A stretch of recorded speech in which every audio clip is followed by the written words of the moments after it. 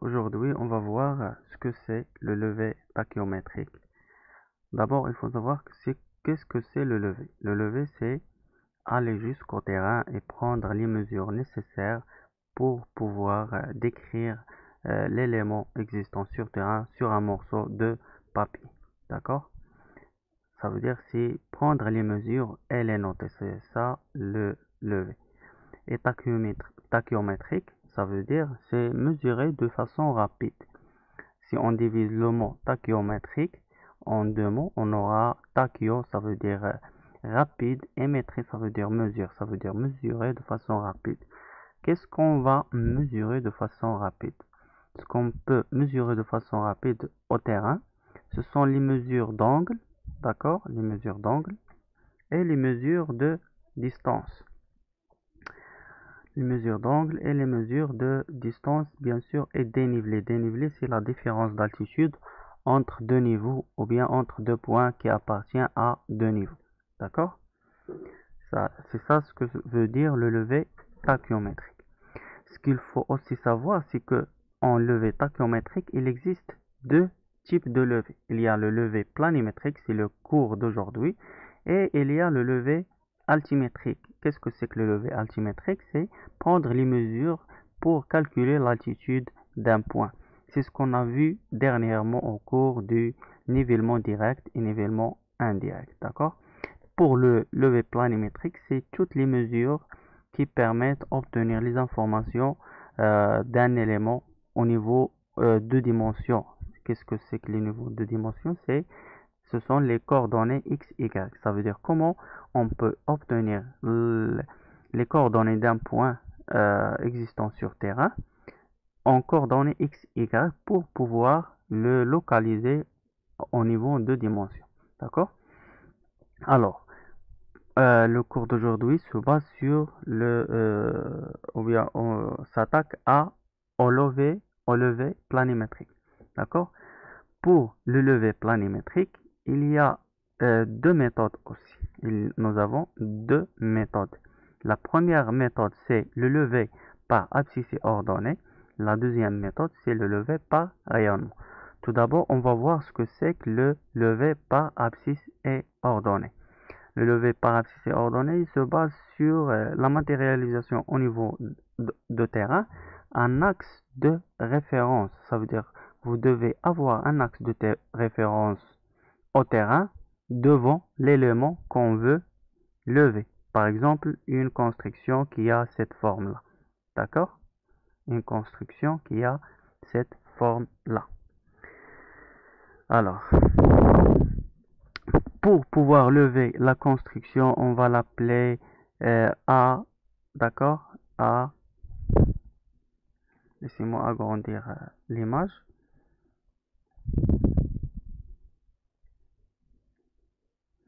Pour pouvoir mesurer ou bien lever la construction AMNP, je vais mettre ici T, d'accord? AMNPT. Qu'est-ce que je dois avoir d'abord? Je dois avoir un axe de référence qui sera l'axe AB, d'accord? Bon, il y a l'axe AP, là je vais mettre un deuxième, un autre point. Je vais nommer un autre point ici. Bon, par exemple, ça sera O, d'accord? Ce sera O, MNP. Je vais mettre ici T, d'accord? La construction, cette construction-là, je veux la lever ou bien prendre les mesures en fonction de la méthode levé par abscisse et ordonnée. D'abord, je dois avoir un axe qui doit être existant, c'est l'axe AB.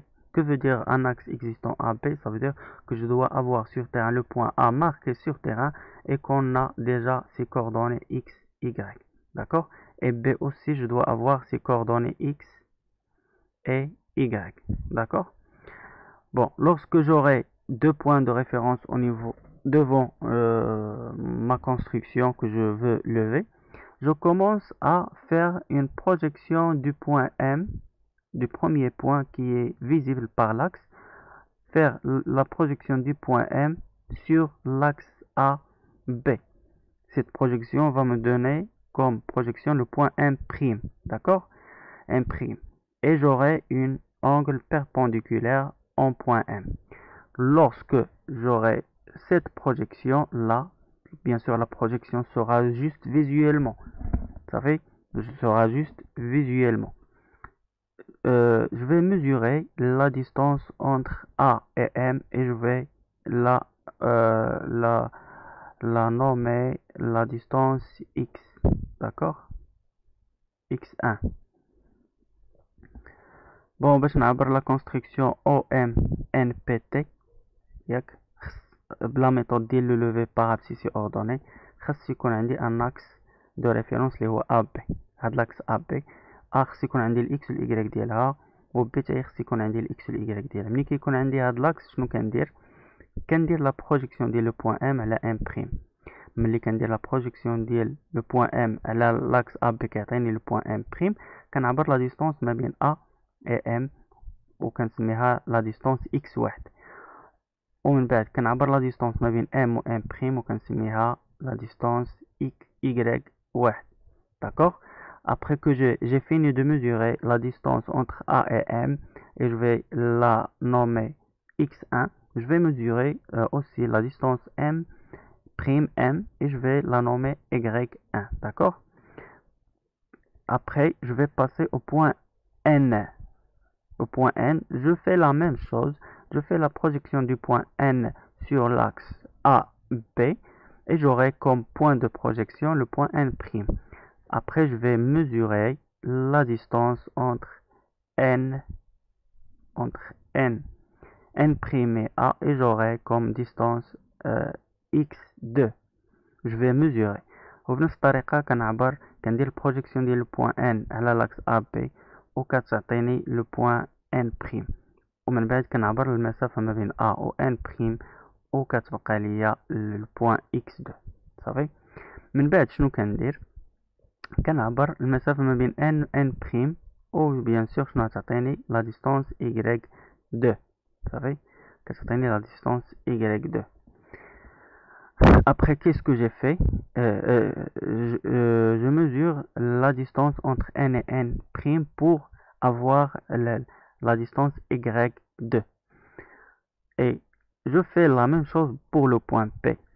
Qu'est-ce que je fais? Je mesure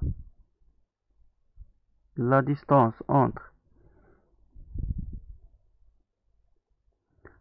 P' et A et j'aurai comme distance